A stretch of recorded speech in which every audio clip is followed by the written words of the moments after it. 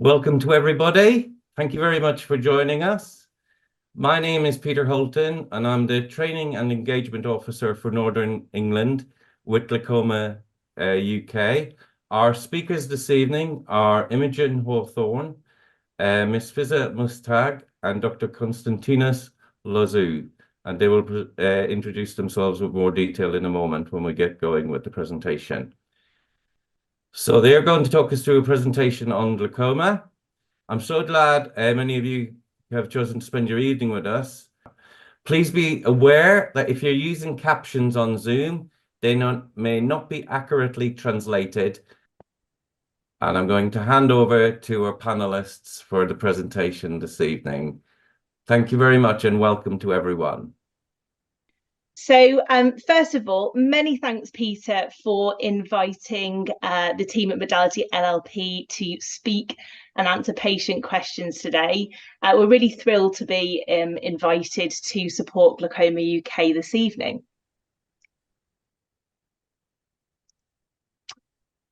So you've seen our faces on the screen. I thought it would be nice to include our faces here so you can see what we all look like when we're answering the questions. There'll be slides on the screen for some of this. So this is myself on the left and my colleagues, Ms. Mushtaq and Dr. Loizou.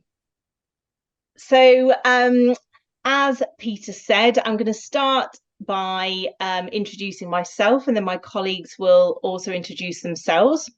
I'll talk a little bit about Modality LLP, the organisation that we work for. There will be a presentation entitled Glaucoma and Me, about glaucoma, its treatments and lifestyle factors and management.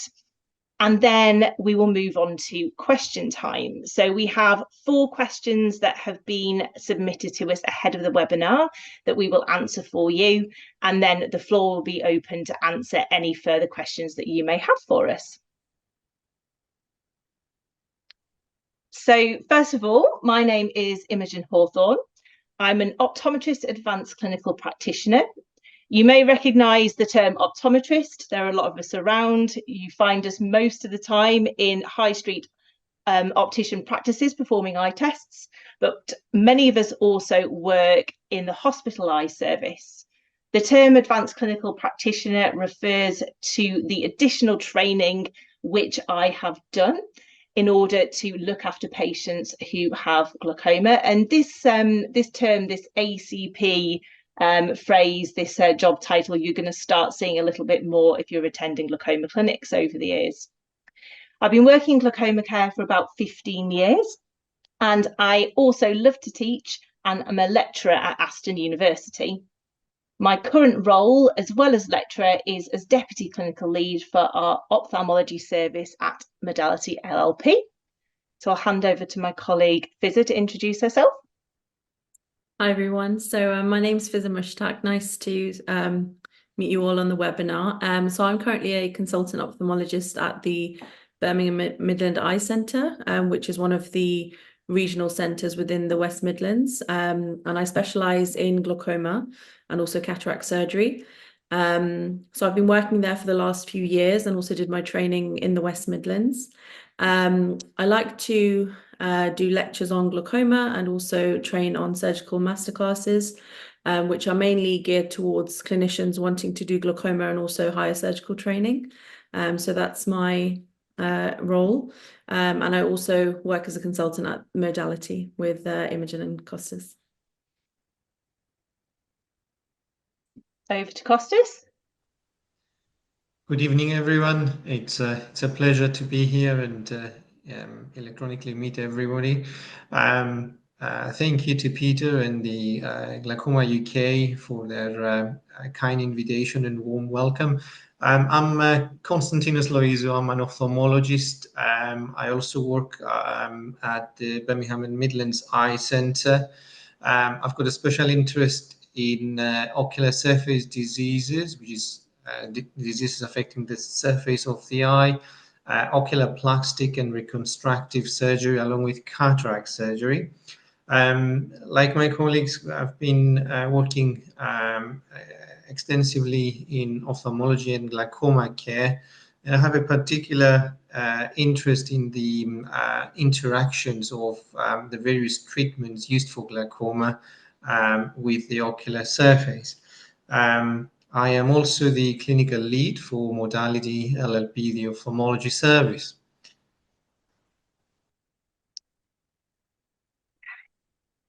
So a short word about Modality LLP.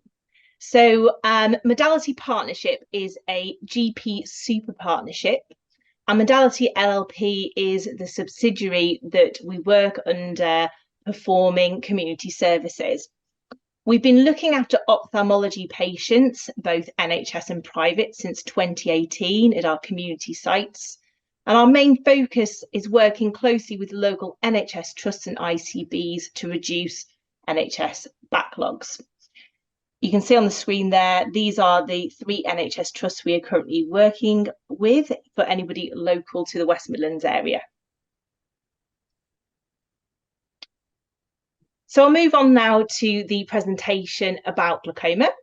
So we'll start by looking at exactly what is glaucoma. We'll move on to the causes and risk factors for the disease, what to expect from a glaucoma clinic appointment, how diagnosis is made, treatments that are offered, the condition and lifestyle, coping with the diagnosis, and then finally preventing glaucoma. So what is glaucoma? The first thing we need to think about is the anatomy of the eye when we're talking about what glaucoma actually is. So I've included a picture here of the eye, a clinical diagram, if you will, but the easiest thing is to think about the eye as a camera. Just like a camera has a camera film at the back and a lens and glass at the front, so does the eye. And this diagram here, you can see there is also this optic nerve, which is like the superhighway from the eye into the brain. So it's kind of like the plug socket. So this is a photograph of what the back of the eye looks like. So when the ophthalmologist or other clinical practitioner is examining the eye, this is what we see. So this is what the camera film looks like. And on the right-hand side, this big yellow circle is the optic nerve. So this is the top of the optic nerve. So the optic nerve is best thought of really as a sort of a plug hole, really, I guess. It's a little like a donut in that there's a hole in the middle and dough around the edge. And when we are examining a patient and assessing them as to whether we think they have glaucoma, this is the area of the eye that we are looking at. This optic nerve, this donut-shaped structure. So back to the question, what is glaucoma?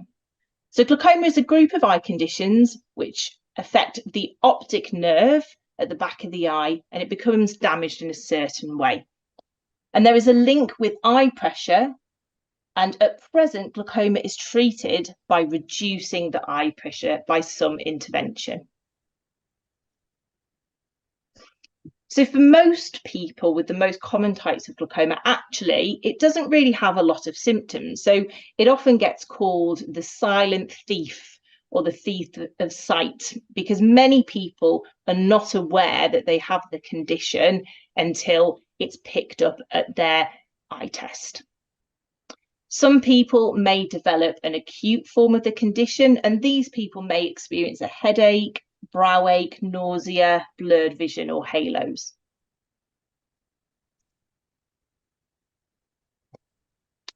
This slide, I've included the different types of glaucoma. So first of all, we can think of glaucoma being split into 2 separate types, primary and secondary. So primary glaucoma is caused by the eye's anatomy, whereas secondary glaucoma happens due to another problem in the eye. So another disease in the eye or another cause, such as an injury, which causes the glaucoma. At the very bottom of the slide, you'll see in yellow that I have also put a little note here about childhood glaucoma. So childhood glaucomas are very rare, and they're usually due to some sort of developmental abnormality. So the presentation today with regards to treatments, etc., we're talking about for patients, mostly those that present in adulthood. Glaucomas can be thought of as acute and chronic. So the most common types are chronic glaucomas. This is where the nerve becomes damaged very slowly over many years. Whereas acute glaucoma is where the nerve becomes damaged very quickly, sometimes in a matter of hours, usually due to a sudden rise in pressure in the eye. I thought it was really important to include a slide here on ocular hypertension. Many patients attending glaucoma clinics or glaucoma risk clinics may have a high eye pressure, so an eye pressure that's above normal. And it's really important to stress that having a high eye pressure does not always mean that you have glaucoma. It is a risk factor, but you can have a condition called ocular hypertension, which is where the pressure in the eye is above the normal range, but that there is no damage to the nerve at the back of the eye. So there's a few different causes and risk factors for glaucoma. Family history is an important one, so we know that it runs in families. There are certain ethnic groups that are more prone to the condition, and also it is more likely to happen with increasing age. Individuals who have high blood pressure are more likely to develop the condition, or diabetes. Individuals who are significantly short-sighted are at risk, and those who are significantly long-sighted are also at risk. And the long-sighted patients, this is due to them having a smaller eye and therefore a smaller anatomy at the front of the eye, which puts them at risk of a sudden rise in pressure in the eye. So when you attend for a glaucoma appointment, there's a few different stages. At Modality, we have a one-stop service. So our patients have 2 appointments, one after the other. The first one is for diagnostics, where the vision is checked, both the letters on the chart and the peripheral vision. We do a scan of the nerve and retina. We may choose to do a scan of the front part of the eye. We can take a measurement of the thickness of the front of the eye and also take a photograph of the back of the eye. Some clinics you may attend for these on one day and then come at a later date to see a clinician. When you go through to see the clinician, they will take your history. They will examine your eyes on a microscope called a slit lamp. They will take a reading of the eye pressure called Goldman tonometry. And they will perform a procedure called gonioscopy, which is an examination of the eye's drainage anatomy.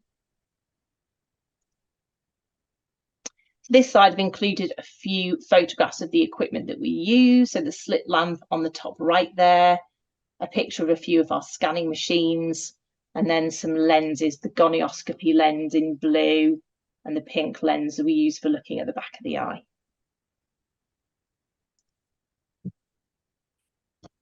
Diagnosis. I thought this slide was really apt. It's not always easy, but it's always worth it. So many patients, sometimes in a clinic, often more patients than those who have a firm diagnosis of glaucoma, will be considered to be at risk of glaucoma. So there may be something that their optometrist has picked up in their sight test, which puts them at risk or a concern. And we start by monitoring the patient. It's really important to understand that if you're one of these people, that part of the diagnosis process actually is monitoring you to see if there's any change. So sometimes it may be a few years before we can make a firm diagnosis of the condition.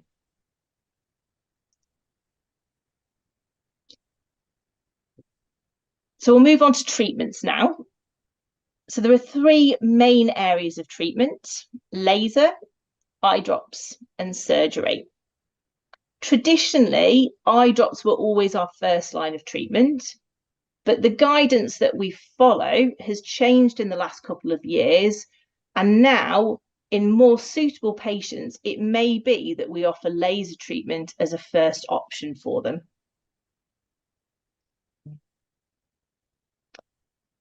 So there are 3 different types of laser mainly.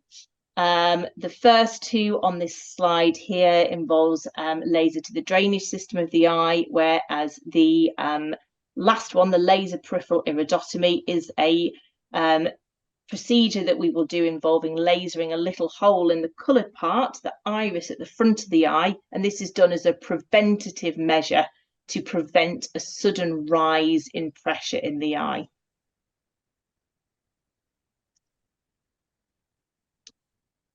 The vast majority of patients in our clinics, certainly at the moment, will be on eye drops. Now, there are 5 main types of eye drops that we've been using for some years, which I've listed on the slide here. But what's really exciting is that the first new type of drug for, I think it's about 25 years, Fizza may correct me if I'm wrong there, I think it's about 25 years, is rhokinase inhibitors. So this is a brand new type of medication that is becoming available. So we'll see how that works. It's looking good so far. So finally, surgery. There are 3 main types of surgery here that I've listed on the side: trabeculectomy, tube surgery, and the minimally invasive glaucoma surgeries.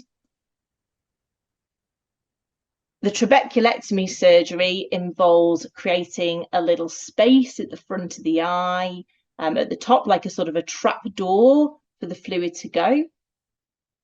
Tube surgeries involve the implantation of a tube in the eye that help with the pressure. And then minimally invasive glaucoma surgeries are an additional surgery that can be performed when you have your cataracts removed that can help reduce the pressure.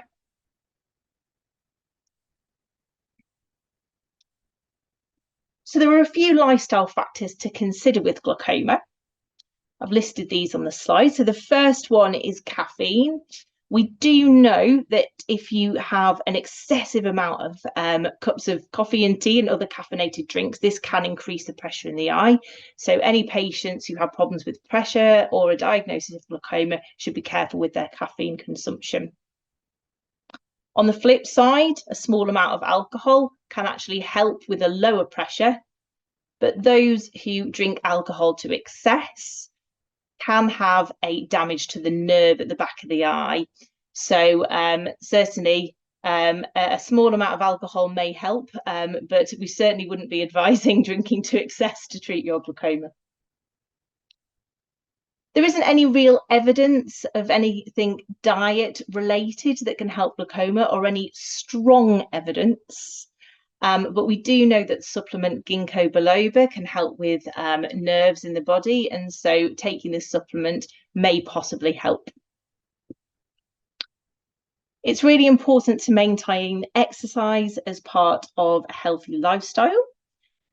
It may surprise you to know, though, that there are certain exercises that are done with yoga and Pilates. So when we're doing exercises bending down, that may temporarily raise the eye pressure. There is no evidence to say, though, that this would cause a long-term effect or affect glaucoma management. Similarly, if you are a keen swimmer, a tight-fitting swimming goggle may affect the eye pressure, so something to be aware of if you do like to swim. Smoking, we know that those who have smoked for many years, so older smokers, may have an increased risk in getting glaucoma. Certainly when it comes to the eyes, smoking has a significant effect on the retina in some patients, causing a condition called macular degeneration. And the final one that we get asked about quite a bit is driving. So I've done a separate slide for driving. So there is a driving standard and advice set out by the DVLA regarding glaucoma. So if you have glaucoma in one eye, you only need to tell the DVLA if you are a commercial Group 2 driver. Group 1 drivers with glaucoma and normal vision in the other eye don't need to tell the DVLA. Group 1 drivers with glaucoma in one eye or ocular hypertension in the other also don't need to form the DVLA. If you have glaucoma in both eyes, however, all drivers do need to notify the DVLA. So coping with diagnosis. You obviously know about Glaucoma UK, or you wouldn't be here today, but Glaucoma UK are a fantastic charity that offer a lot of support with coping with the condition.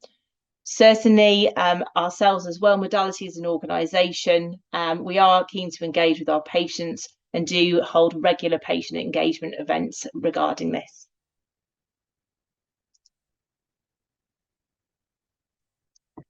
And finally, before we move on to our questions, a lot of questions ask us, what can we do to prevent glaucoma?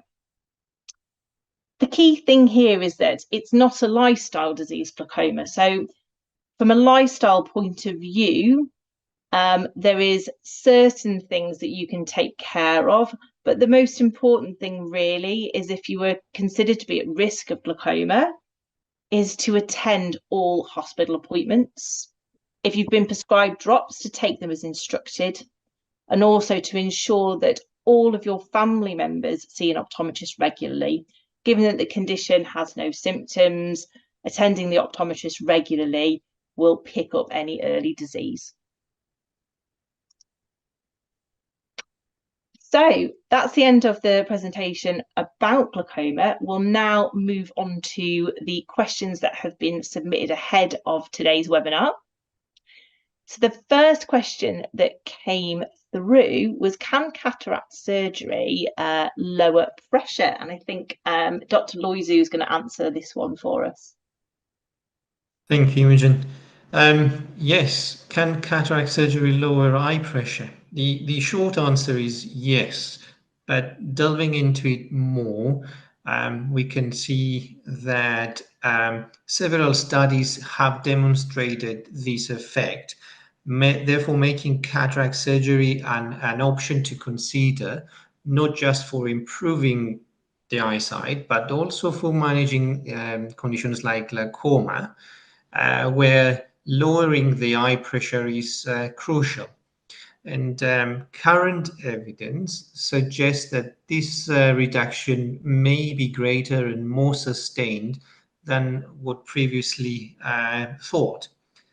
The exact mechanism behind the reduction in the eye pressure after cataract surgery, although it's still not quite clear, it's thought to be related to improvements with the drainage of the aqueous fluid from the eye.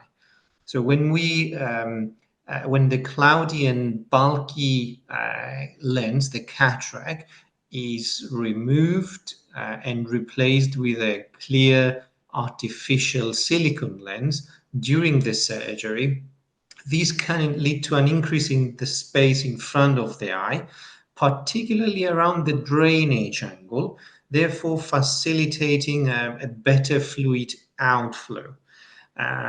There are also various other theories where this leads to an increased mechanical tension and therefore decreasing resistance to the outflow of the fluid. But the key thing is that it's believed that there is an increase of drainage from the eye. Now, over the years, there have been a lot of research to study this effect. The ocular hypertension treatment study noted a modest but quite significant reduction in the intraocular pressure following the cataract surgery, and that reduction was observed to be sustained over a long period after the surgery.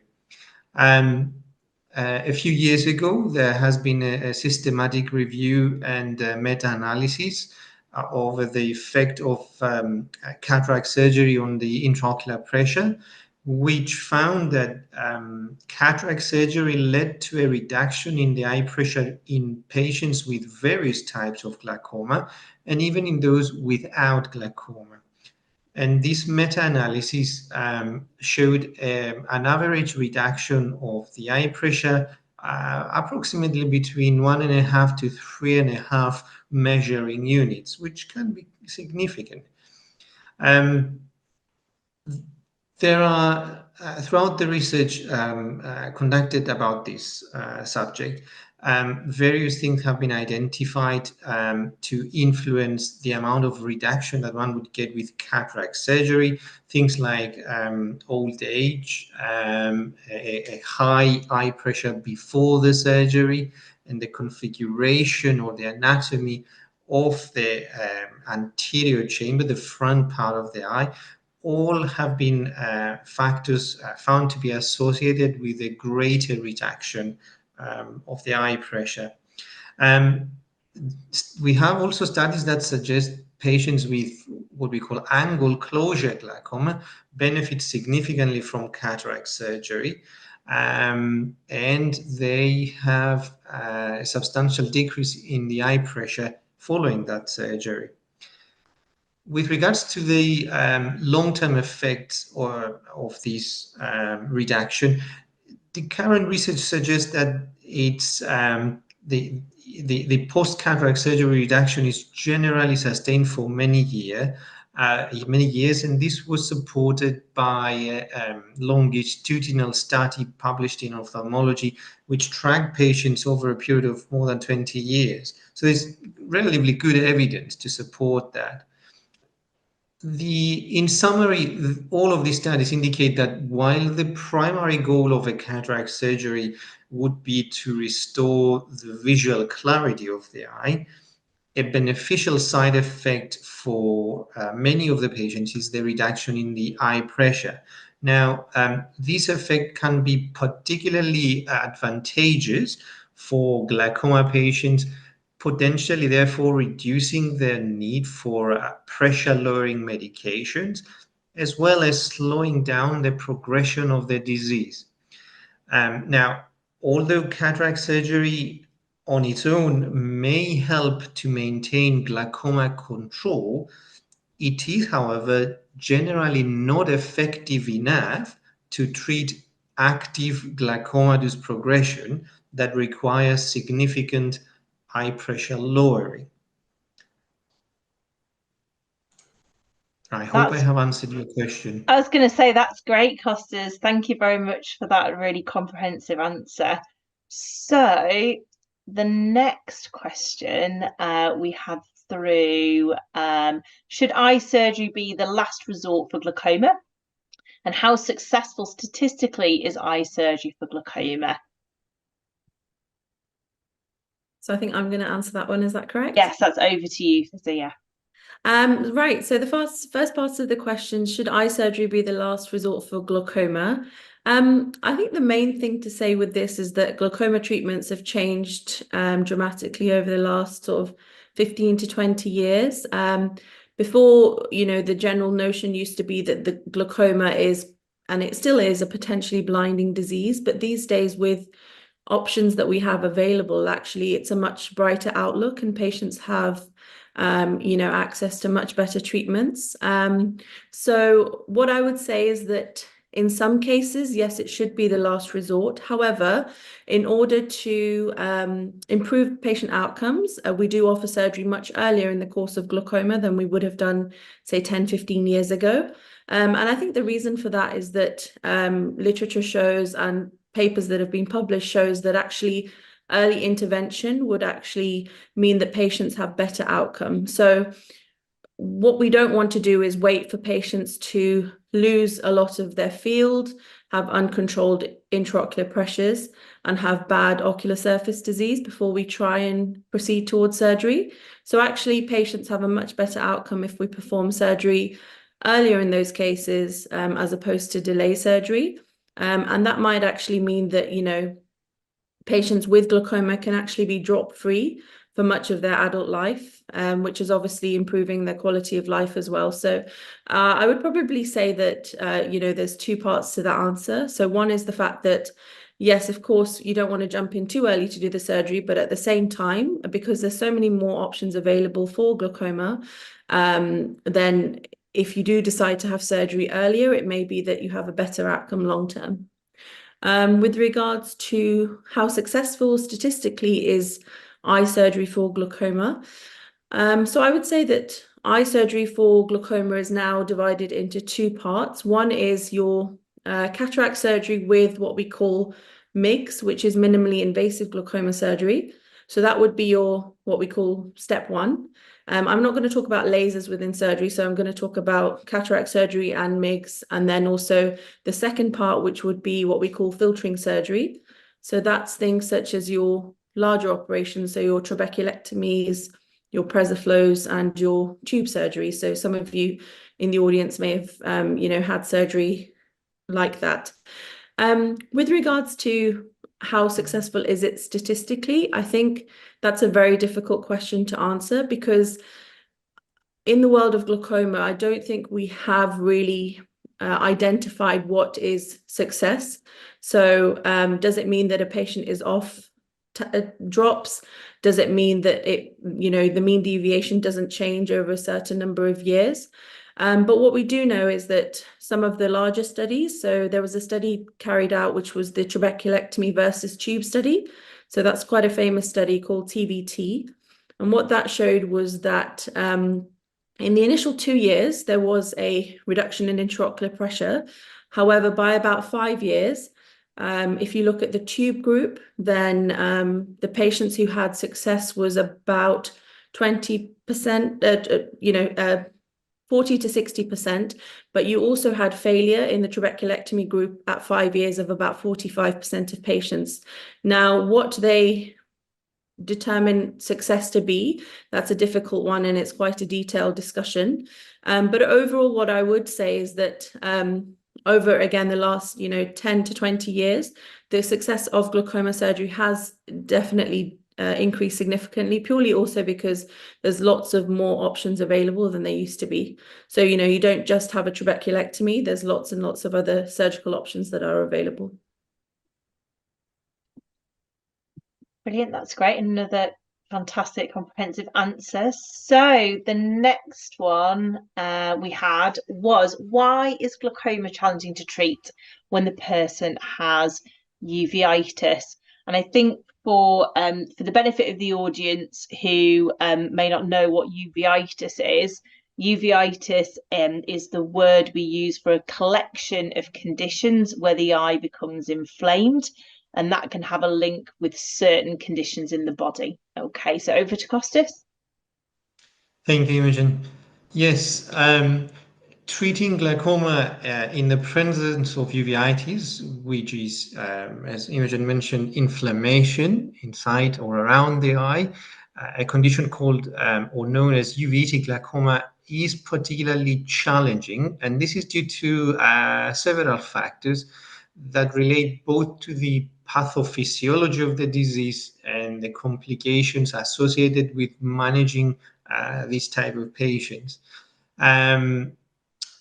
The inflammation of the eye can significantly complicate the control of the intraocular pressure, which is, as we've already mentioned, crucial in managing the glaucoma itself. But if we look into it in more detail as to why the uveitic glaucoma is difficult to treat, if we look at the pathophysiological complexity, there is the mechanical blockage. So the inflammation itself within the eye can lead to formation of scar tissue, where the iris sticks to the lens or the trabecular meshwork, which is kind of the drainage system, therefore blocking the aqueous humor, the fluid outflow, and therefore increasing the eye pressure. The inflammation itself, chronic inflammation, can also cause damage to the trabecular meshwork, which is, as I've mentioned before, the eye's drainage system, and therefore again leading to impaired aqueous outflow.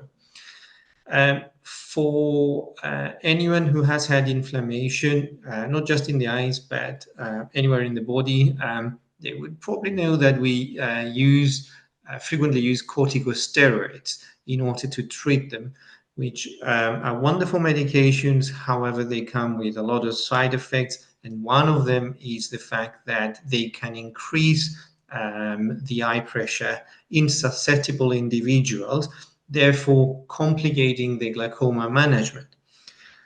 Further to that, we then have diagnostic challenges. So inflammation and the treatment we use for that inflammation can lead to variability and fluctuations in the eye pressure, making it particularly difficult to obtain an accurate reading or consistent readings over time.